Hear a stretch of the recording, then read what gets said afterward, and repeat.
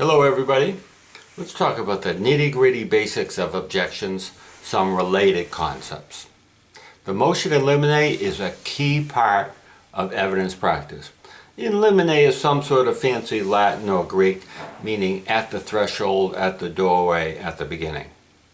Motions in limine can be filed or heard long before the trial, often at the beginning of the trial, or even at the beginning of a witness's testimony, or at the beginning of a second or third or fourth day of a witness's testimony.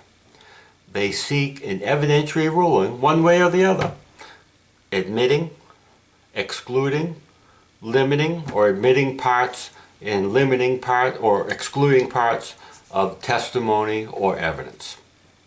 Strategy should be influenced by the experience differential, if there is one.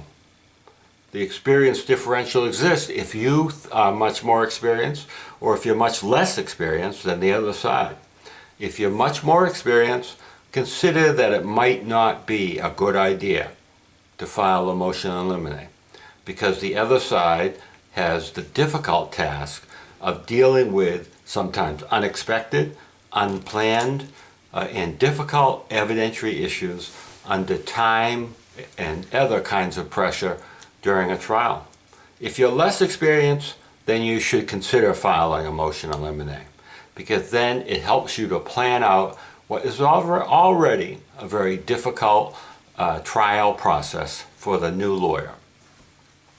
Motions in limine are also good for time-consuming issues that should be taken up at the beginning or end of the court day, or even long before the trial, so that a witness's testimony or testimony in general can be presented relatively smoothly and with relatively few big interruptions. Motions in limine are good, maybe even crucial, for inflammatory evidence, that evidence that should not be mentioned or brought out or discussed in front of the jury without the advance approval of the judge.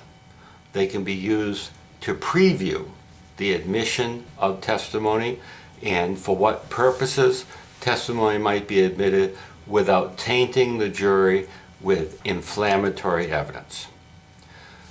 Another related concept are limiting instructions. A strong trial lawyer understands the purposes for which evidence can be used, and if it's to her advantage, she seeks limiting instructions, limiting the use of testimony or exhibits or other kinds of evidence, limiting the purposes for which the jury can consider the evidence. Limiting instructions often are given at the time, at the request of an attorney, at the time evidence is admitted, and often repeated in the judge's final jury instructions.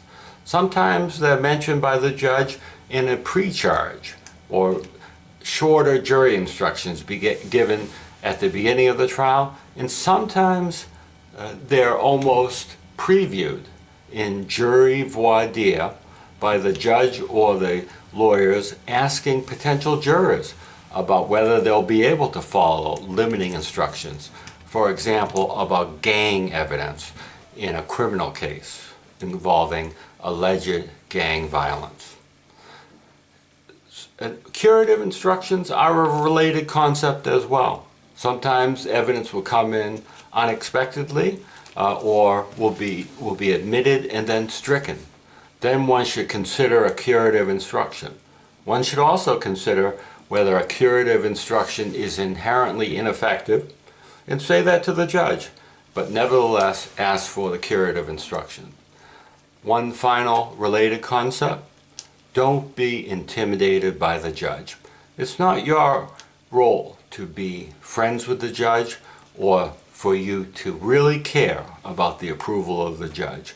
Your role is to represent your client. Don't be intimidated by the judge. Always press for a definitive ruling on objections.